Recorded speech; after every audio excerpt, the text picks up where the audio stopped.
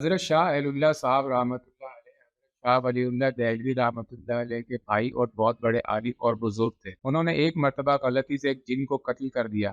پھر وہ اپنے حجرے میں بیٹھے تھے کہ ایک سپاہی آیا اور کہا آپ کو بادشاہ سلامت نے بلایا ہے۔ حضرت شاہ صاحب فوراً اٹھے اور اس سپاہی کے ساتھ چل دیے۔ وہ سپاہی آپ کو بجائے لال قلعہ لے جانے کے دہلی سے باہر پہاڑ گنج کی طرف لے گیا۔ وہاں جا کر ایک غار کے پاس کھڑے ہو کر کہنے لگا کہ اس غار میں داخل ہو جائیں۔ جب شاہ صاحب اس غار میں داخل ہوئے تو دیکھا کہ جنات کا بہت بڑا مجمع ہے اور ان کا بادشاہ بیٹھا ہے۔ اس کے دائیں جانب ایک بہت بڑا جن بیٹھا ہوا ہے۔ بادشاہ کے سامنے ایک مردہ لٹایا ہوا ہے، ایک مرد اور ایک عورت وہاں کھڑے ہیں۔ انہوں نے حضرت شاہ صاحب کی طرف اشارہ کر کے کہا کہ اس آدمی نے ہمارے اس بیٹے کو قتل کر دیا ہے، ہمیں قصاص دلوانا چاہیے۔ حضرت اہل اللہ صاحب رحمۃ اللہ علیہ سمجھ گئے۔ آپ نے فرمایا تم لوگ مجھ سے قصاص نہیں لے سکتے، کیونکہ حدیث شریف میں آتا ہے کہ جس شخص نے اپنی نیت بدل دی، اگر اس کو کوئی شخص غلط فہمی سے مار ڈالے تو اس مارنے والے سے قصاص یا خون بہا نہیں لے سکتے۔ بادشاہ نے اس جن سے جو اس کے دائیں جانب بیٹھا تھا پوچھا کہ کیا یہ حدیث سرور کائنات صلی اللہ علیہ وسلم کی ہے؟ اس جن نے کہا ہاں یہ حدیث شریف ہی ہے۔ جب فخر دو عالم صلی اللہ علیہ وسلم نے یہ حدیث ارشاد فرمائی تھی تو میں اس وقت سرکار دو عالم صلی اللہ علیہ وسلم کے دربار میں حاضر تھا۔ میں نے اپنے کانوں سے اس حدیث کو سنا ہے۔ حضرت شاہ اہل اللہ صاحب رحمۃ اللہ علیہ فرماتے ہیں کہ بادشاہ نے پھر مجھ سے یہ حدیث سن کر مجھے رہا کر دیا اور مجھ سے قصاص نہیں لیا۔ مجھے اپنے رہا ہونے کی اتنی خوشی نہیں ہوئی جتنی خوشی مجھے اس صحابی جن کے دیکھنے سے ہوئی۔ پھر حضرت شاہ اہل اللہ صاحب نے ان صحابی جن سے وہی حدیث سنی